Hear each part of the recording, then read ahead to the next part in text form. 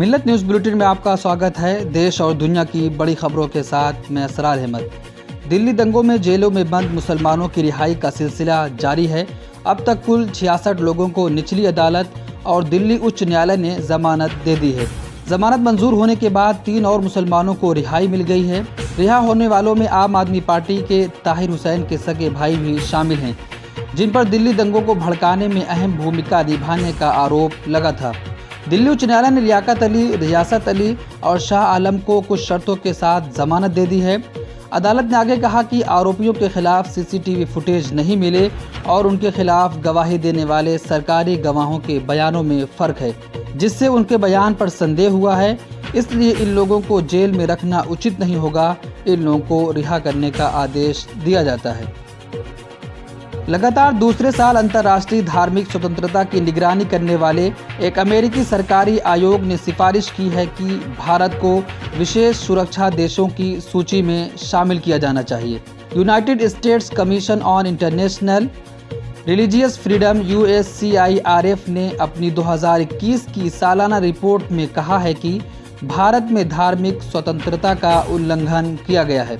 नागरिकता संशोधन अधिनियम सबसे महत्वपूर्ण मुद्दों में से एक है, जो USCIRF ने अपनी 2021 की रिपोर्ट में चिंता जताई है। इसमें कहा गया है कि दिल्ली में दंगों के दौरान हिंदू भीड़ को क्लीन चिट दे दी गई और मुसलमानों पर अधिक बल का इस्तेमाल किया गया। रिपोर्ट में कहा गया है कि असम में बने डिटेंशन सेंटर आने वाले दिनों में तबाही बरपाएंगे। बाबा रामदेव की संस्था में कोरोना वायरस का धमाका हुआ है। वहां काम करने वाले 83 लोग कोरोना पॉजिटिव पाए गए हैं। कोरोनिल बैच के कोरोना वायरस को खत्म करने का दावा करने वाले बाबा के लोग ही लपेटे में आ गए हैं। CMO ने कहा कि जरूरत पड़ने पर बाबा देव की कोरोना की जांच हो सकती है। कोरोना वायरस ने पूरे देश में तबाही मचाई हुई है। उत्तराखंड में लगातार कोरोना के केसों में बढ़ोतरी हो रही है। कोरोनिल बनाकर कोरोना का खात्मा करने वाले बाबा के ही संस्थान में बड़ी तादाद में लोग पॉजिटिव पाए गए हैं। ऐसे समय में जब पूरे देश में ऑक्सीजन की भारी कमी है, लोग लगातार दम तोड़ रहे हैं, लेकिन इस सब के बीच एक ऐसा व्यक्ति भी है जिसने अपनी SUV कार बेचकर मरीजों तक ऑक्सीजन सिलेंडर पहुंचा रहा है। मुंबई की मुफ्त ऑक्सीजन सप्लाई स्कीम लोगों की ज़िंदगी बदल रही है। मलौट के रहने वाले शहनवाज शेख इसी के चलते ऑक्सीजन मैन के रूप में मशहूर हुए हैं।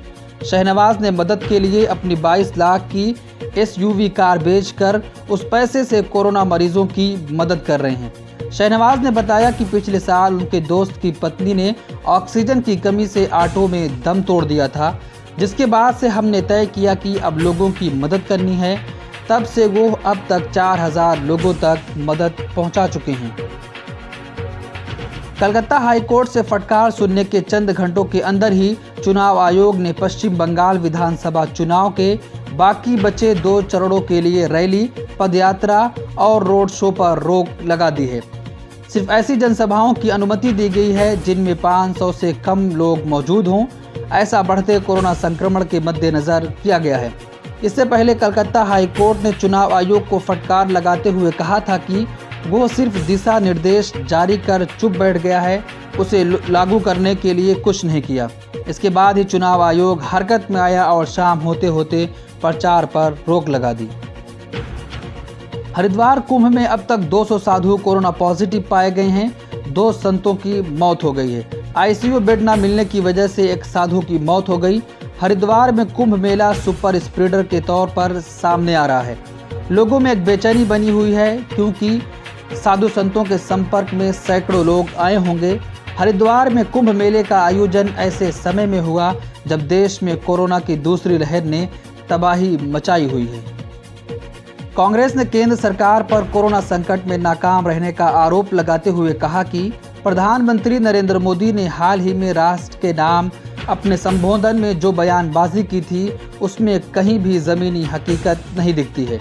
कांग्रेस ने कहा कि मोदी ने कोरोना की लड़ाई के लिए PM केयर फंड की स्थापना की थी, लेकिन उन्होंने देश को इसके बारे में अब तक कुछ भी नहीं बताया है।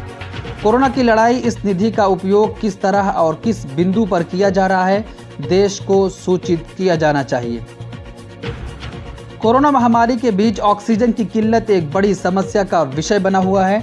ऑक्सीजन की कमी के कारण हर दिन कई लोग दम तोड़ रहे हैं।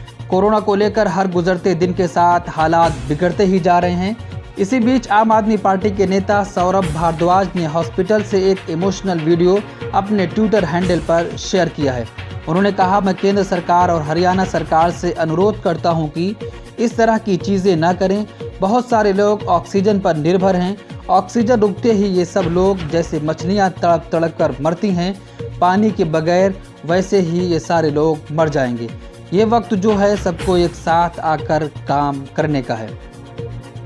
कोविड-19 से हो रही मौतों के बीच महाराष्ट्र से एक और दुखद घटना सामने आ रही है। महाराष्ट्र में मुंबई से सटे विरार के विजय वल्लभ अस्पताल में आग लग गई, जिससे आईसीयू में भर्ती 13 कोविड मरीजों की मौत हो गई। मुख्यमंत्री उद्धव ठाकरे ने घटना को लेकर स्थानीय प्रशासन से बात की है और मामले में जांच के आदेश भी दे दिए हैं। ब्यूरो रिपोर्ट, मिलत टाइम्स। मिलत टाइम्स को आपकी जरूरत है, हमारी आप माली मदद करें। हर महीने सिर्फ 100 रुपये और 1 साल के लिए एक साथ सिर्फ 1000 रुपये। रकम भेजने के लिए यहाँ दिए गए फोन पे, गूगल पे और पेटीएम नंबर का इस्तेमाल कर सकते हैं।